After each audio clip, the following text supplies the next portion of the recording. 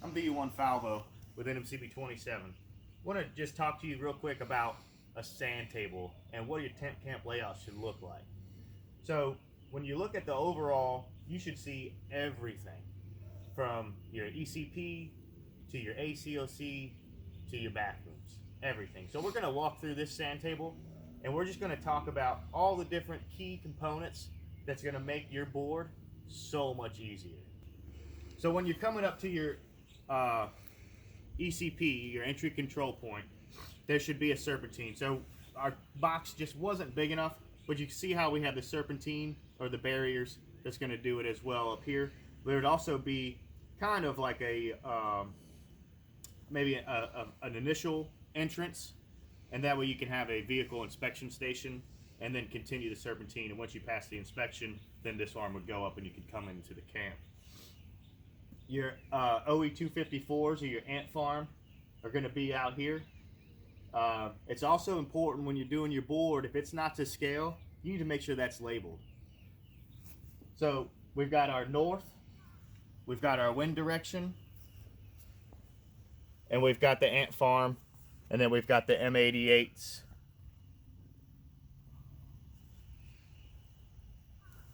And all that we've put in this tent camp layout, we put the ant farm outside of the triple strand. So it's outside of the camp. You want to make sure that you're not more than 200 meters from the ACOC and the COC to the ant farm. Also, it's good when you're doing your ant farm to pick a high elevation. If you can see the contour and the grade in this sand, this is the highest spot on the whole table.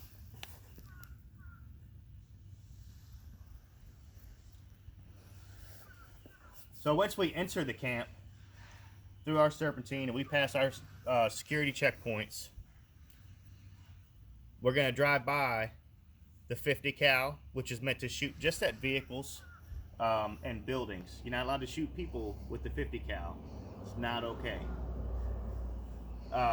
There'll also be armed guards with the M16s and shotguns or 9mm for personal shots, but the 50 cal, just make a note that you can't shoot people with it.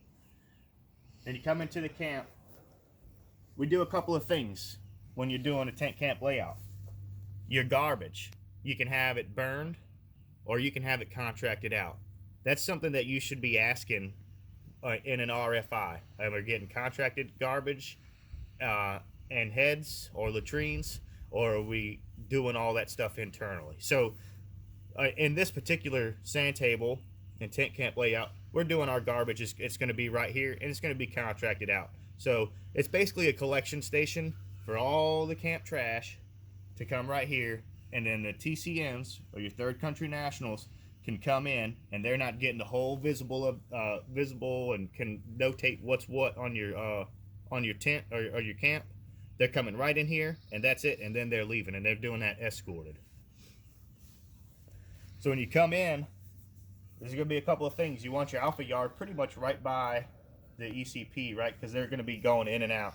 You don't want all that traffic going in and out of the camp.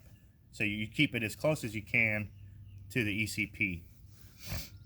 You also want to make sure that if you got a big tractor trailer, that you're able to put that trailer and park it appropriately over here. Also have your MLO in your supply yard. And then if you notice, we have our EPW, Enemy Prisoner of War, detainee area.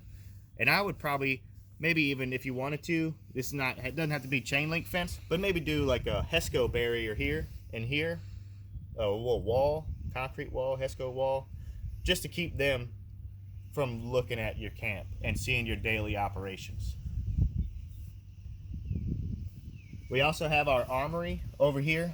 And because this was so small, we just did one layer of the triple strand, but it should be triple strand concertina wire all the way around the armory.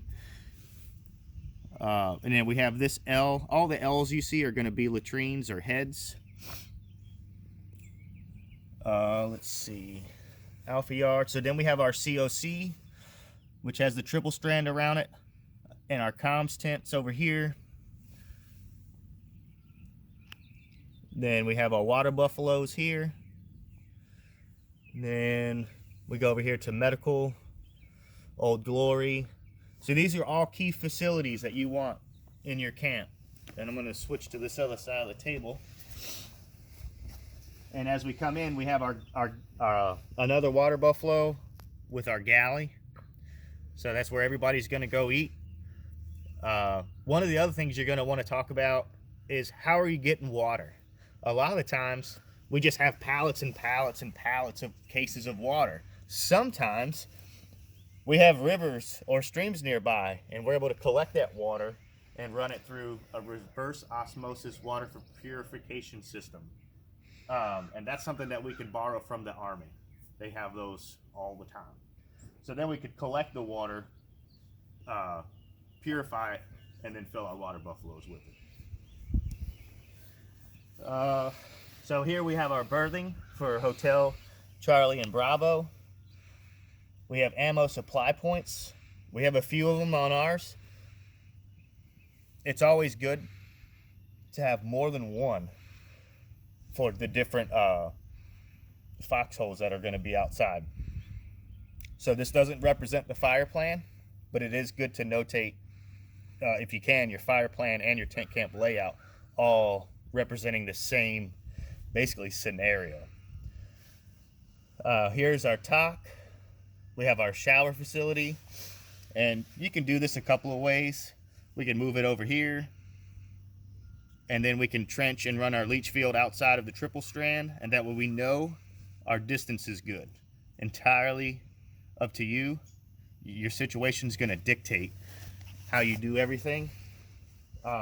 As long as you can justify your answer and your decision.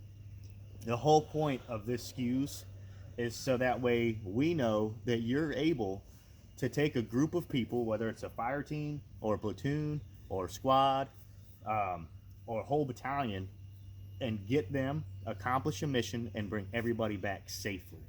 That's the whole point of SCWs. So this is all just a big, a small piece in a big picture. Here we have our decontamination station over here for our troop decon. And then we also have a rear ECP. We have a rear ECP because what if that ECP over there gets blown up? So now we can open up the rear ECP for traffic. If our LZ, which it is in this case, is outside this back corner on a flat surface, as flat as we can get, now if we have a bird coming in and we need to get somebody to the medical tent, we can open up this ECP, go out, pick them up, and bring them back into the medical tent. So after some discussion, our casualty collection point used to be over here, and we decided to maybe kind of put that a little bit more centralized off the main road. So that way if we're coming from the landing zone, if we had a bird land with a medevac, we could bring that person in, or that individual or those individuals in, and then the CCP, which is your casualty collection point right here, is a little bit closer, but then it's still right off the main road versus having to drive through and make all the turns. You can come in from the main ECP as well if you were out on a convoy and something happened and you had to get there to get fixed. A couple other things we've got in here too, which I didn't mention before. We got bunkers. So if you start getting mortared, we have several bunker locations throughout this camp that you can go to and muster and make sure everybody's safe. Let's see. We also have generators. They've got the berms around them, and that does a couple of things. It kind of baffles the noise, and then also there's usually, depending on where you're at, a plastic liner that's going to go underneath of that generator to collect and keep it. Spill containment system is what it's actually called. Then we have got our M42s located throughout. Anything to check for chemical or CBR, and the M88s. So we've got a lot of stuff notated on here. It's all key stuff when you're doing your tent camp layout. And what we're going to do, we're going to get together and make a paper drawing of this, and we're going to notate everything, the fire plan, and just kind of have a really, really good layout for you. And that way you can compare a 3D to a paper model. And it's just going to be so much better than just looking at a whiteboard drawing and not understanding. We're doing this to help you get your pen. So bathrooms. So we talked about the heads in the latrine when we talked about the L over there. One of the other things you can request for information or RFI on is that going to be contracted out? Are we going to be doing, we call them piss pits in Iraq, and we're going to have wag bags to poop in or whatever. So how are we handling the human waste? A lot of times it's easier to do the porta potties and contract it out. And if that's the case, then you wouldn't need 2 porta potties right here to differentiate between like a male and female, head facility. We're going to just have a couple of porta potties, and then they're universal use.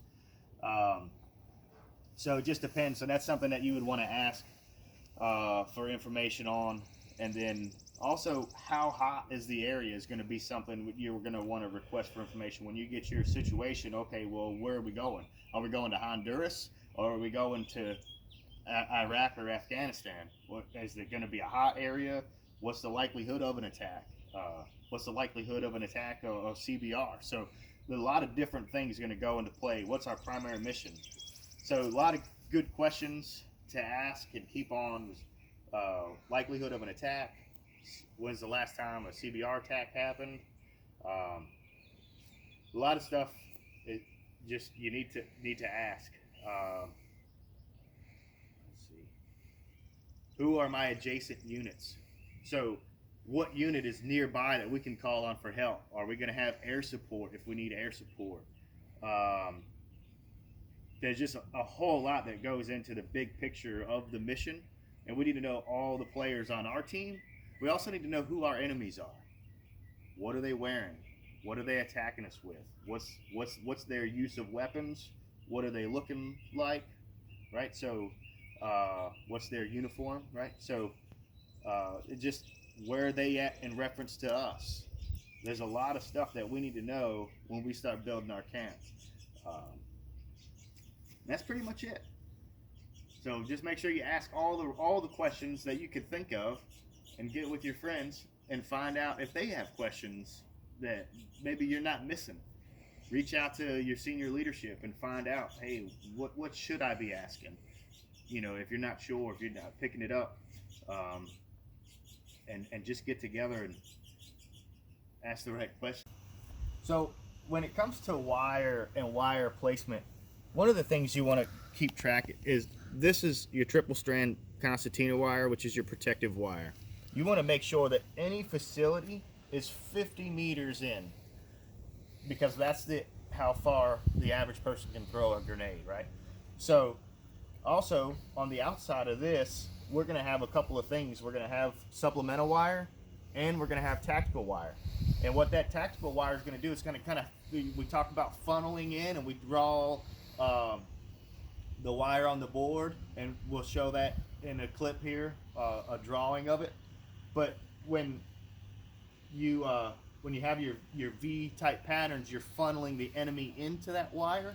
So those are the kill zones, basically. So when your fire plan is drawn out, that's going to be your primary target, is in those kill zones. And then your supplemental wire is going to just kind of distract and kind of camouflage in, essentially, the V's or the kill zones. But it's the same type of wire. It's all concertina wire. It's just the use that you're putting it in.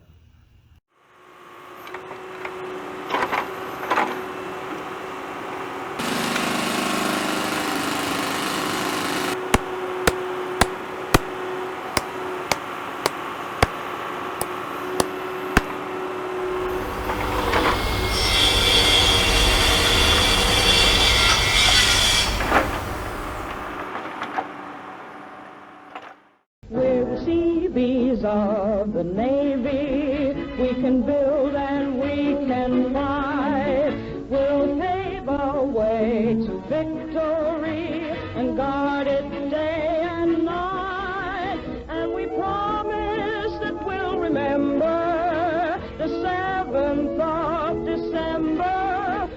the Seabee.